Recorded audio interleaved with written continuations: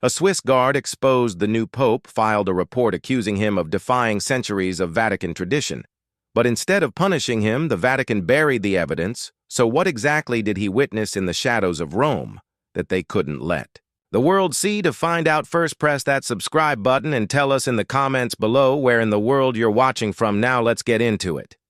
Corporal IAS Emitter didn't smile.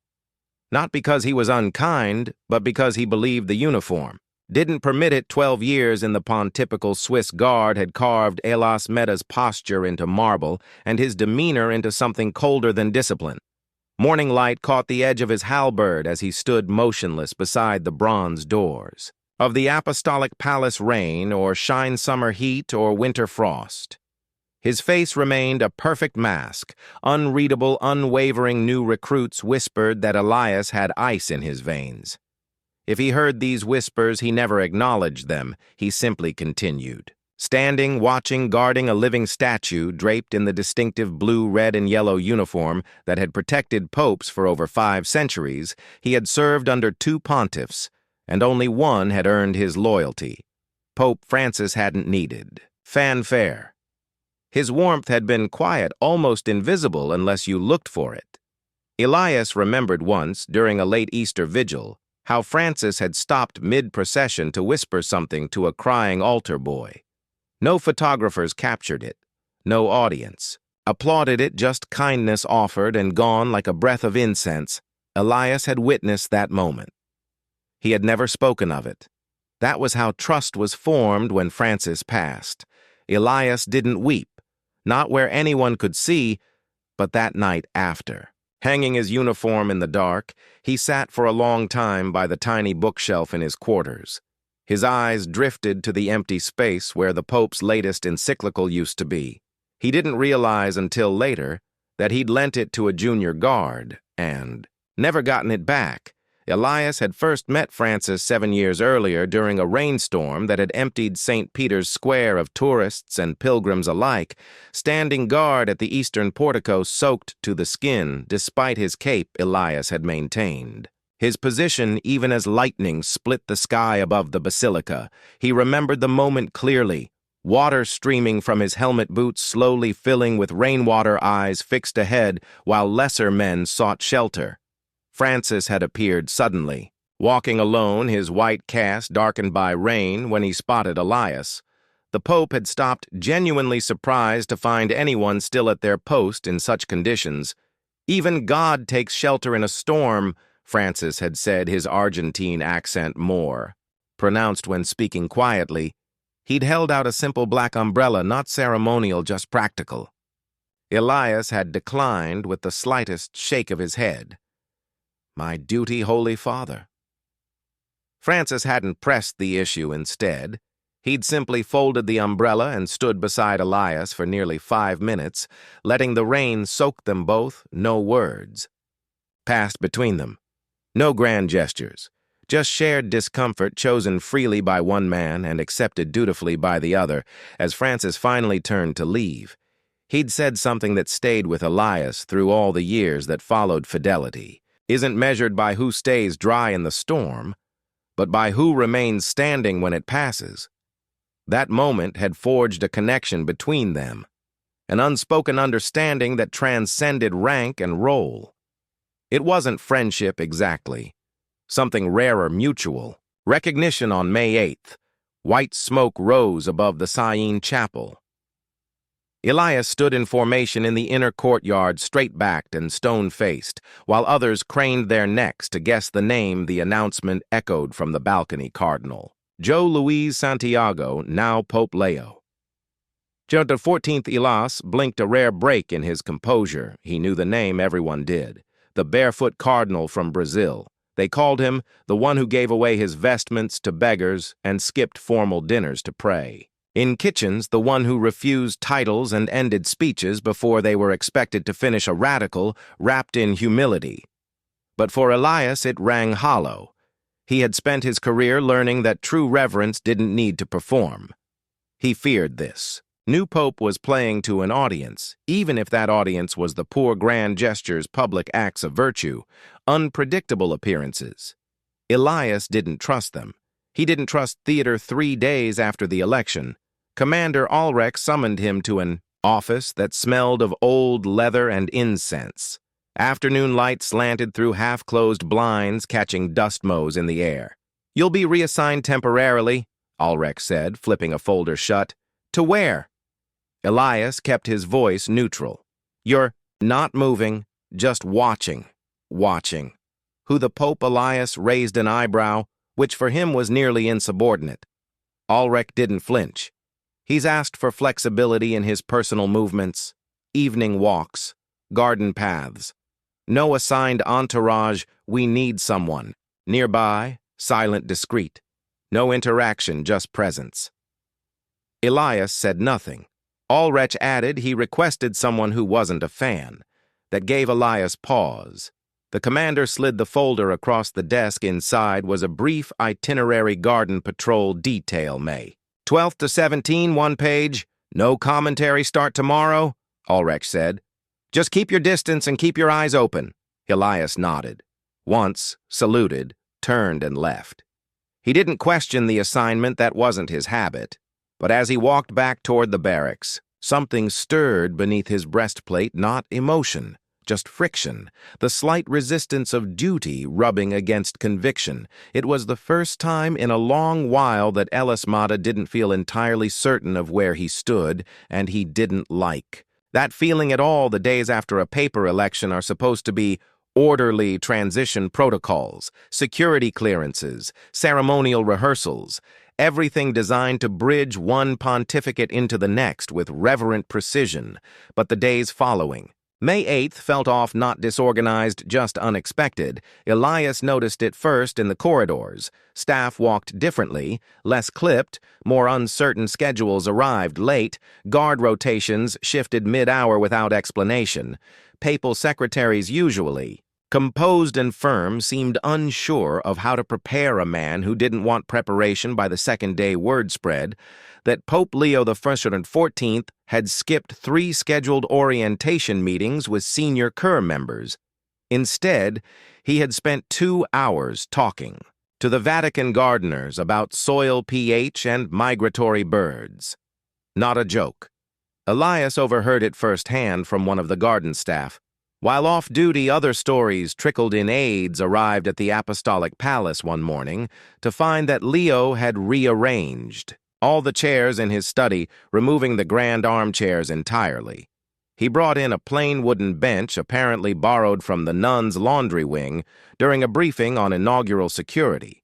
He dismissed half the committee before they'd opened their folders. Said he preferred presents to planning. Elias began recording all of it, not officially, just in his own small black notebook, the kind issued to every guard but rarely used beyond gear logs and discipline notes. He kept his entries sparse. Bullet points, times, locations, actions, no opinions.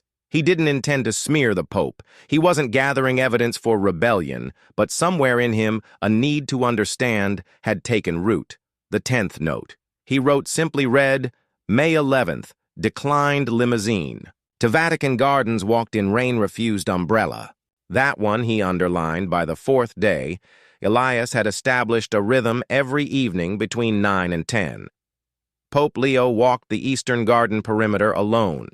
No security entourage, no aides, just a white cass moving like a ghost between hedgerows and orange trees. Elias followed from a respectful distance, sometimes 10 paces, sometimes 12, always in silence. The Pope never acknowledged him, not once, never turned around, never waved, but he knew Elias was there of that. Elias was certain on the 5th night something shifted as Leo passed the small bench overlooking the cloister fountain. He paused, not long, just a heartbeat. Then, without turning, he reached into his sleeve and set something gently on the bench. He walked on. Elias approached cautiously, looked around. No one. He picked up the folded square of parchment plain paper. No seal inside. In clean black ink were 5 words. Watch closely, then decide that was all. Elias didn't pocket the note. He returned it to the bench exactly as he found it, and then he stood there a moment longer, the lamplight catching the edges of his polished breastplate. He was not a man easily moved, but something in that moment, something quiet, unsettling, made him feel less like a guard and more like a witness. That night in his ledger, he wrote only one line: "He knows I'm not convinced." Then he closed the book. He didn't know what he was looking for yet, but now he was certain whatever it wasn't written in any schedule. The following night, Elias arrived. At the eastern gate, 10 minutes early, he didn't know why he was never late. But tonight, something felt different. Not tense exactly, but close. Like a door waiting to open. The Vatican gardens were silent at dusk. Moonlight pulled beneath the olive. Trees somewhere far off a fountain murmured behind thick hedges. The only other sound was his own breath, steady and controlled beneath his armor at exactly 9:04 p. M. The Pope emerged from the side passage of Domus Sancti Mari. No guards, no announcements, no fanfare, just the white of his cassock blending with the pale gravel of the footpath. Elias waited 10 seconds, then followed. They said Leo had lived simply. Back in Brazil, carried his own bags, cooked his own meals, washed his own vestments here in the heart of the Vatican. Those habits hadn't changed. Elias had watched him the night before gently wipe his shoes on a towel left at the entrance to the gardens. Tonight, the Pope walked slowly, hands clasped behind his back. He stopped often, once to look up at the moon, once to examine the bark of a cypress. Elias followed in silence, always just out of sight. When Leo turned a corner, always visible, if the Pope chose to look back, he never did halfway through the circuit. Elias noticed a change. Leo wasn't following the usual route. Instead of curving left toward the reflecting pool, he veered right toward the old stone wall near the laundry quarters, a part of the garden rarely visited. It had no view, no flowers, just storage and shadow. Elias followed more slowly now, ears tuned to every footfall. He watched the Pope by a rusted service door built into the side of an ivy-covered outbuilding. Leo took a key from his pocket, unlocked the door, and disappeared inside. Without hesitation, Elias stepped forward carefully. No weapons drawn, just presence. The door hadn't fully latched behind the Pope through the narrow gap. Elias saw only shapes and dim yellow light walls lined with old wood cabinets, and institutional. Sink a stack of folded aprons, and then he heard laughter. Not loud, not mocking, just warm, natural laughter. A woman's voice, raspy with age. "You walk like your shoes still don't fit." Then Leo's voice. "They don't. I never broke them in." Just like the curer. Elias moved no closer. He could make out the scene. Now the Pope was seated on a low stool beside an elderly nun, her hands wrinkled and slow as she folded linens from a massive wicker basket. She was blind, that much was clear. Her eyes drifted, but did not settle. "You used to sit here even before you were anyone," she said. Leo nodded, "And you used to pretend not to recognize me." "I still don't." She smirked. He laughed. Elias stepped back. He felt like he'd trespassed. Not on space, but on something. Holier, something not meant for guards or cardinals or even the cameras that lined St. Peter's Dome when the Pope finally emerged. 10 minutes later, Elias had resumed his distance. Leo walked past him, gave no glance, no comment, but Elias saw it now, what he hadn't. Before the Pope wasn't wandering aimlessly, he was returning to the only place in the Vatican where he had once been anonymous, and the woman, she wasn't forgotten. She was remembered by a man the world thought was too loud doing something no one else was meant to see. Elias said nothing but that night. For the first time, he didn't write in his notebook because this, whatever this was, couldn't be reduced to bullet points. It was the 7th night. The schedule was unchanged. The air was cooler now, clearer too. The May breeze carried the scent of cypress and clove from the nearby hedges. The moon hung just above the basilica's dome like a suspended breath. Elias waited near the gate again, punctual to the second. But this time, when Pope Leo emerged from the passage, he didn't walk alone. He stopped at the first stone step, adjusted his sleeves, then looked directly at Elias and said, "Come." Elias hesitated. He had never walked beside a pope, not like this, not off-duty, unarmored in purpose. Still, he followed. They walked side by side, not quite matching pace. Leo's stride was relaxed loose. Elias remained measured. They said nothing for nearly 2 full laps of the garden perimeter. It was Pope Leo who broke the silence. "You don't trust me," he said plainly. Elias didn't answer right away. "Then I trust the office." Leo nodded as if expecting that, but not the man inside it. Another pause. Elias glanced ahead. "You act outside tradition." "I follow a different one," Leo replied, older than lace and bells. They passed a line of olive trees, the branches rustling. Faintly, like whispered Latin, Leo continued, "I don't expect applause, but I do expect resistance. It's how I know I'm not just performing." Elias stopped walking. Leo stopped too. "Why me?" Elias asked, not sharply, just a genuine question. Leo met his eyes, "Because I know what it means to be skeptical, to carry duty like armor, and to see grace as weakness." He turned toward the fountain. "When I was a priest in Sao Paulo, I visited a prison every Friday. Same faces, same silence. There was one guard like you, never smiled, always watched the others, thought he hated me. One day he asked if I wanted to know why he stared so much." Leo smiled. Faintly, he said, "Because if you were lying, someone needed to notice." He looked back at Elias. "I don't mind being watched. I mind being dismissed." Elias lowered his gaze. He didn't feel corrected. He felt recognized. "I saw you with the nun," he said quietly. Leo didn't react. "Rosaria, she's 91, was losing her sight. When I was just a visiting bishop, she let me hide in the laundry room to avoid the curial delegates." Elias tilted his head. "You hide?" "Often." Leo shrugged. "Sometimes grace doesn't survive pageantry." They resumed walking. No more words passed between them for several minutes as they approached the cloister wall. Leo paused once more.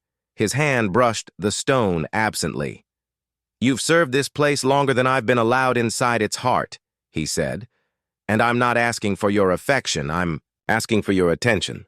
Elias nodded once, then softly. "If I still believe you don't belong here, tell them," Leo said. "But do it honestly."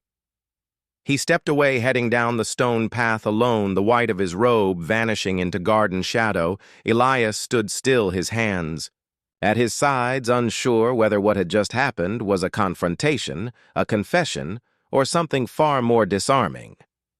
That night, Elias didn't return to his journal. He retrieved a sheet of fresh parchment instead. For the first time in years, he wrote, not as a guard, but as a man who had just seen a truth the world would never put in a headline, and that he realized was precisely why it mattered.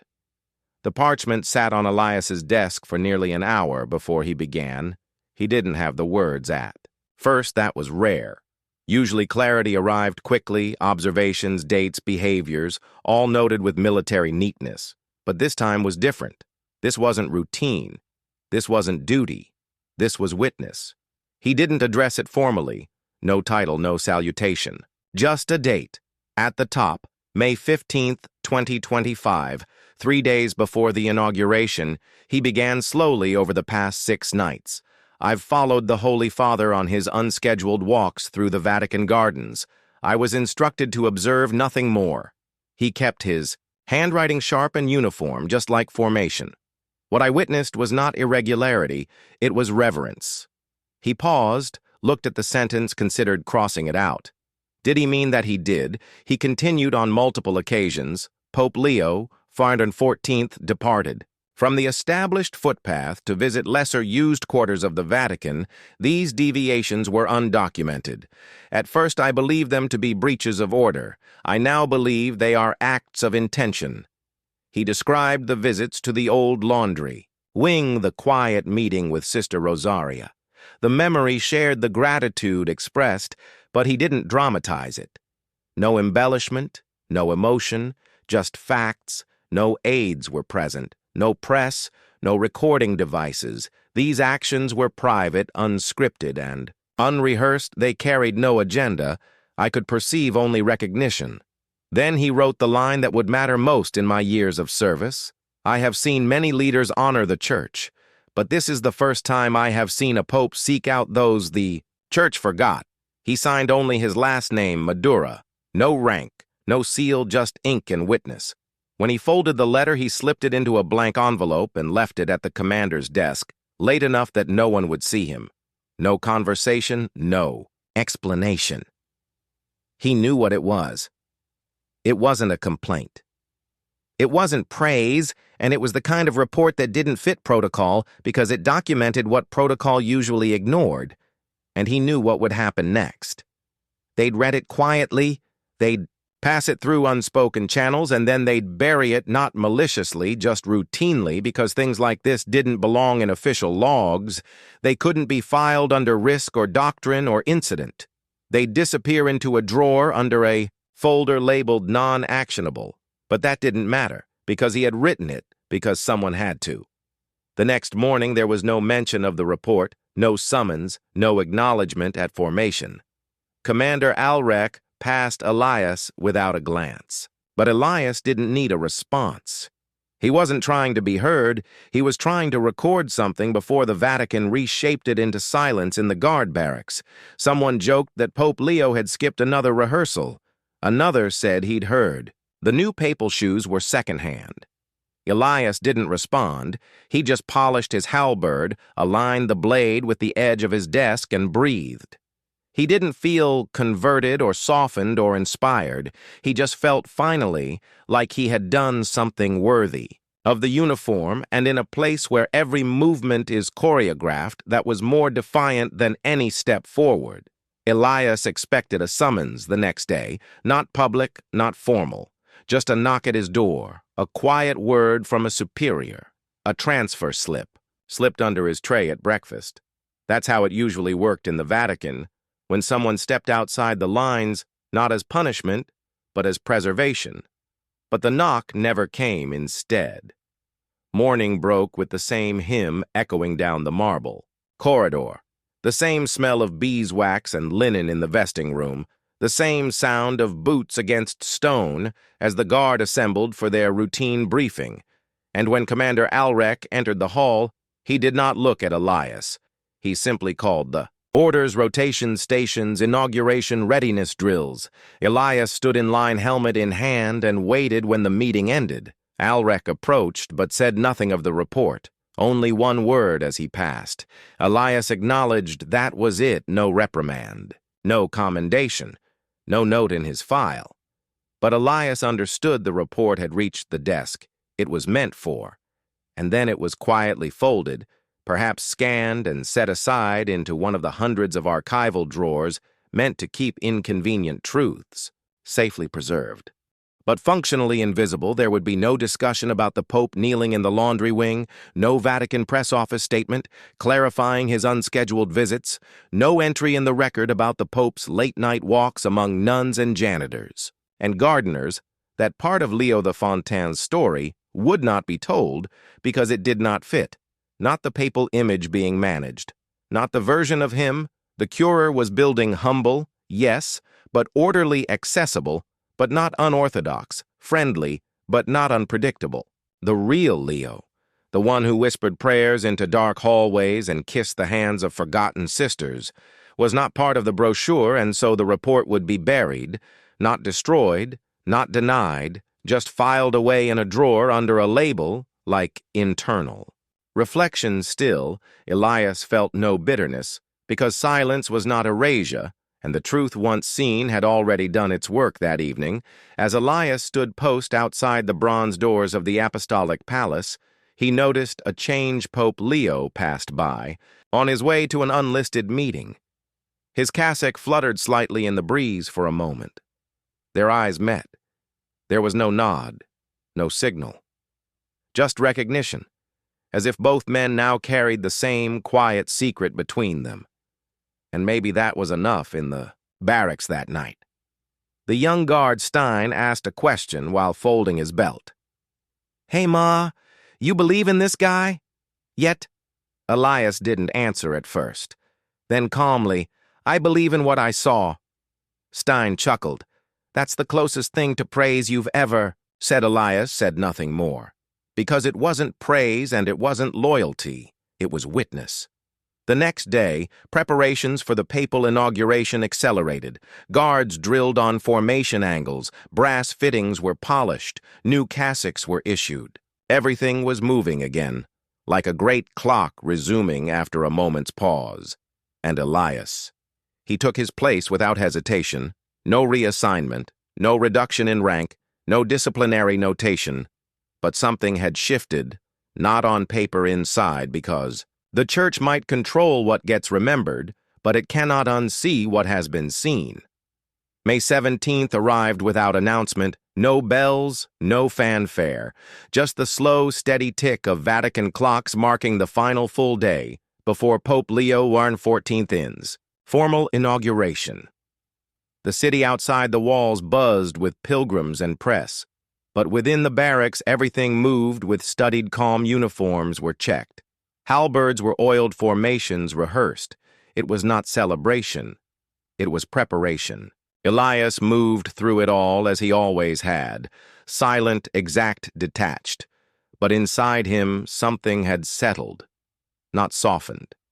Settled that morning he rose early before Reale. The stone corridors were still cool with night air as he made his way to the small chapel near the guard armory. It was always empty this early. He sat in the rear pew, hands clasped, eyes forward. He didn't pray, not exactly. He just listened to the absence of noise, to the silence between footsteps, to the echo of stone remembering, who had walked there before him.